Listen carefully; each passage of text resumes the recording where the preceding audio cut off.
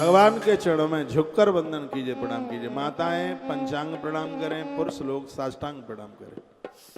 माताओं को लंबे होकर लेट के प्रणाम नहीं करना चाहिए, क्योंकि नारी का वक्ष धरती से लगे तो इसमें धरती को कष्ट होगा। इसलिए माताएं किसी को प्रणाम करती हैं तो दोनों घुटने, दोनों कोहनियां और मस्तिष्क, वो लंबे लेट के प्रणाम नहीं करती। कभी आप गोवर्धन गिरिराज जी भी गए हों, जो माता दंडवती परिक्रमा करती हैं वो कंधे के भर करती हैं, छाती के भर नहीं करती। पुरुषों के लिए साष्टांग प्रणाम, 6 अंग धरती से लगे, और मातृशक्ति के लिए पंचांग प्रणाम, झुक कर घुटना धरती से लगा के मस्तिष्क धरती से लग जाए, इस तरीके से प्रणाम कीजिए। अपनी बेटियों को बहुत धार्मिक बनाइए। जहां अच्छी संतानें हुई हैं वहां मां धार्मिक रही। बच्चों के ऊपर पिता से भी माँ का ज्यादा असर पड़ता है। रावण का बाप बहुत धार्मिक है, लेकिन उतना असर नहीं हो पाया, क्योंकि माता राक्षस कुल से थी, केस से। रावण की माँ बढ़िया नहीं थी।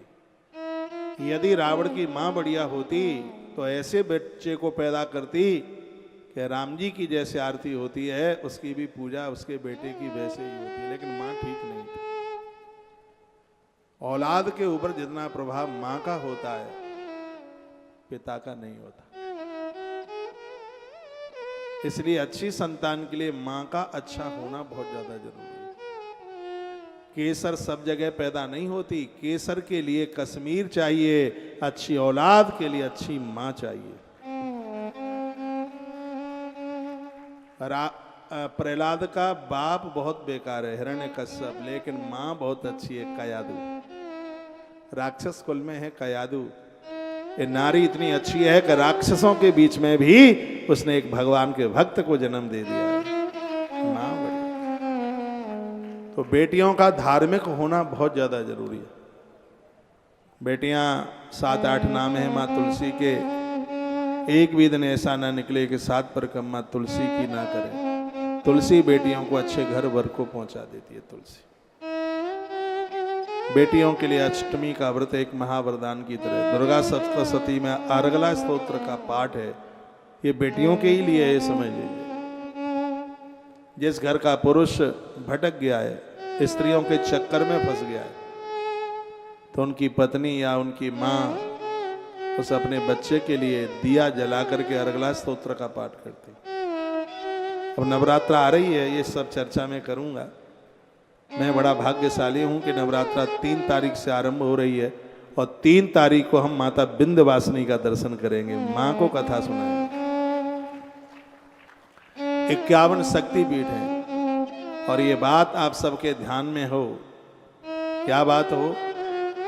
और जितनी भी शक्तियां पीठ हैं वहां मैया का एक एक अंग गिरा है। नयन गिरे नयना देवी है, एक एक अंग गिरा, शक्ति पीठ बनकर के तैयार हुई। 51 शक्ति पीठ में माता विंध्यवासिनी एक ऐसी शक्ति पीठ है जहां मैया के पूरे शरीर की पूजा होती है।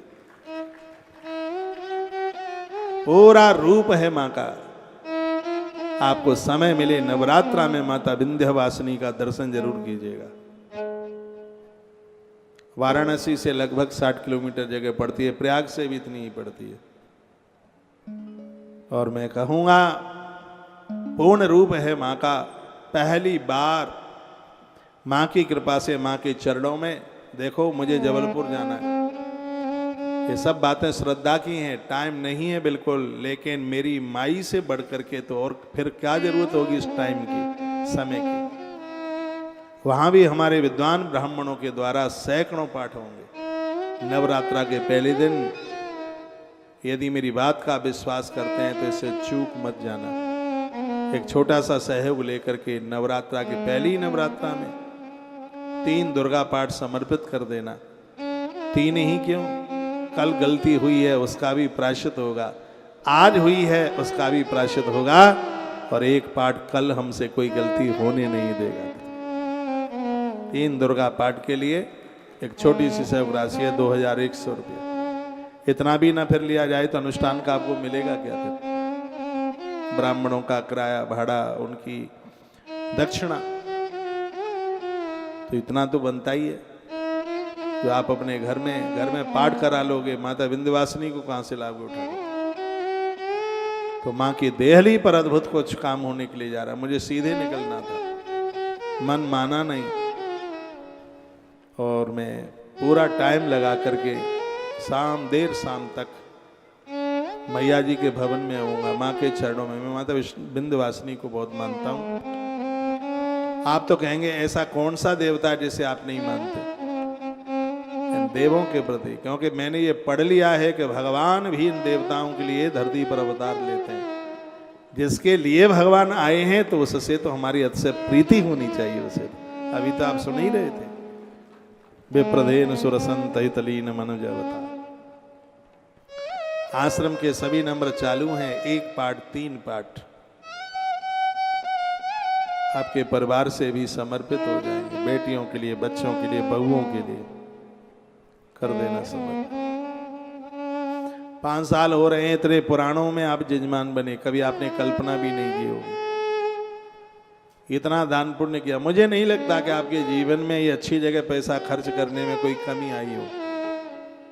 ये वही तो प्रभाव है कि आप तीर्थों में घूम रहे हैं, और ये दान पुण्य का प्रभाव है। हम और आप कोरोना की मार से भी आज सुरक्षित हैं।